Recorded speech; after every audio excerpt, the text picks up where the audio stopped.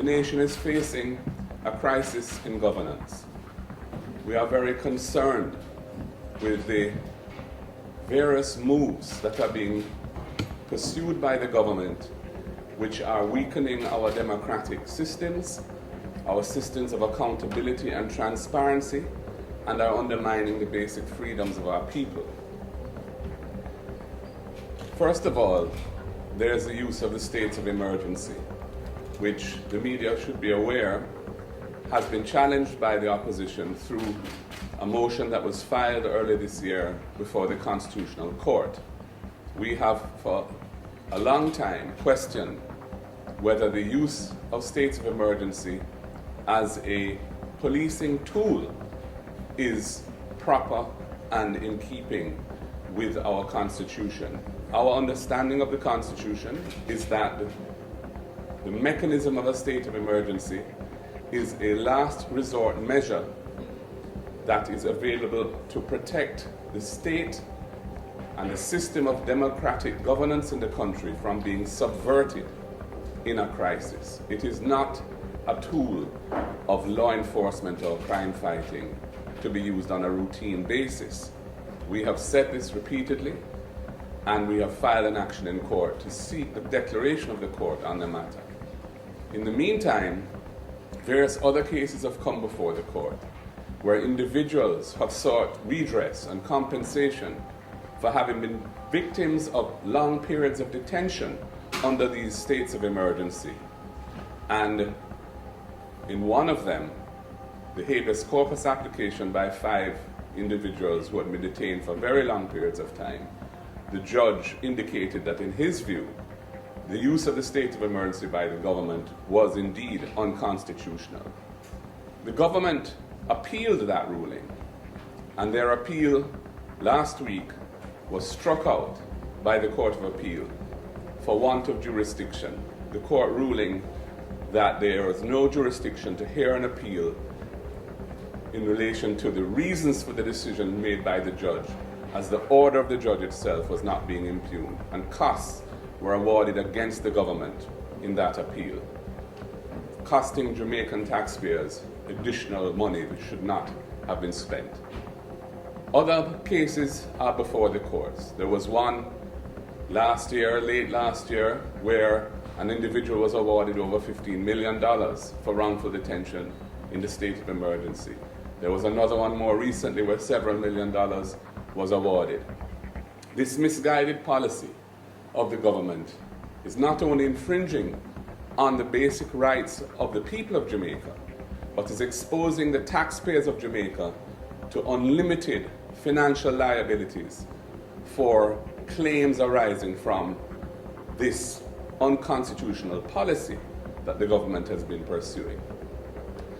Then I move to the whole question of Parliament and the way in which the government has been subverting the proper role of Parliament.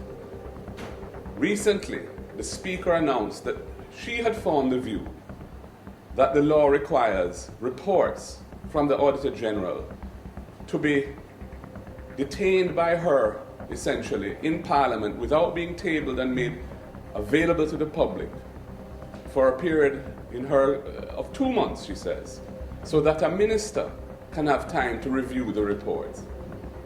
Those reports are not to ministers. Those reports are to Parliament. The Auditor General is a constitutional officer and reports to Parliament in relation to these reports. There has been a long-standing practice and convention that Auditor General reports are tabled when they are received so that they can be the subject of public scrutiny and discussion. This attempt by the Speaker to introduce what she regards as being a legal requirement, while she seeks an opinion from the competent person to give that advice, which is the Attorney General's chambers, is quite improper. The procedure should have been maintained in its original time-tested format of public tabling as reports are received, pending the receipt of the Attorney General's opinion on the matter. We have looked at it and we are not satisfied that there's any basis in law for the reports to be retained and detained by the Speaker or the President of the Senate. And indeed, they have already recanted on their initial position, because it was quite clear that the section that she's relying on in the Financial Administration and Audit Act did not in any way apply to audit reports on public bodies. As a result of that, last week, a week ago, a report on PICA, which is an executive agency, my apologies, I should say that the provision does not apply to reports on executive agencies because they are not public bodies. As a result of that becoming manifestly clear, last week, a report on PICA, which is an executive agency, was tabled, but a report on the National Works Agency, which is also an executive agency, was not tabled. Yesterday, that report of the National Works Agency was tabled and revealed a $10 billion cost overrun on various projects, infrastructure projects, roadwork projects that were undertaken by the government due to the mismanagement of those projects, the failure to take a holistic approach, an all-of-government approach, so as to ensure that the necessary investments and expenditures were made on a timely basis, thereby, by failing to do so, requiring additional unbudgeted amounts to be incurred to the tune of $10 billion.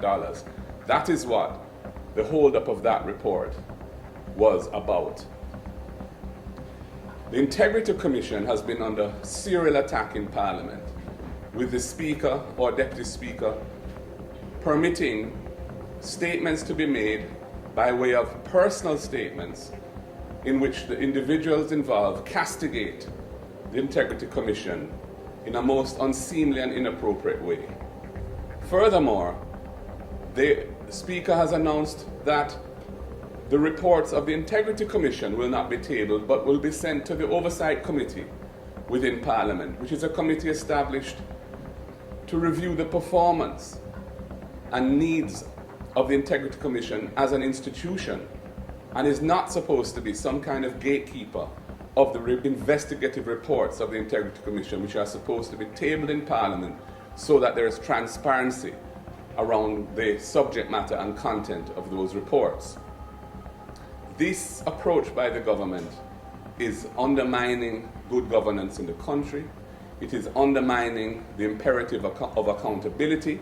It is ensuring that there is no transparency and timely transparency, which is critical in relation to these institutional mechanisms that are designed to ensure good governance in our country.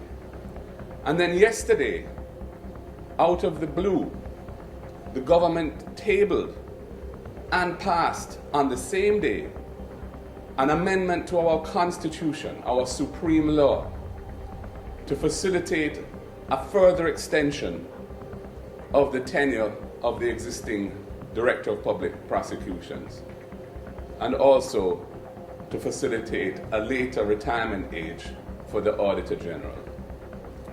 This matter has shocked us and should shock the nation.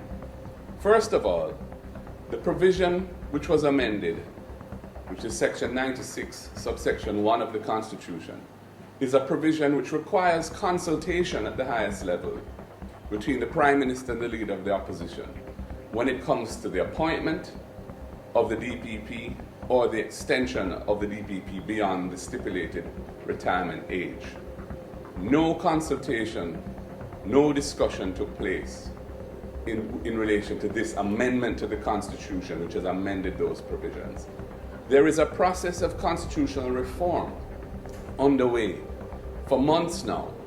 There's a Constitutional Reform Committee on which the opposition has 2 members, and there are many other non-governmental persons who have been appointed to that committee. This amendment to the Constitution was never brought to or even mentioned at the committee that is looking at constitutional reform. They were completely bypassed, which shows scant regard and indeed amounts to disrespect and an undermining of the integrity of the work of that committee in reviewing the Constitution and proposing amendments to the Constitution. So This piece of legislation that was rammed through the House yesterday was an exhibition of an autocratic approach to governing the country, which violates established norms of democratic governance, including discussions and consultations with key stakeholders, so that the people's interests can be protected.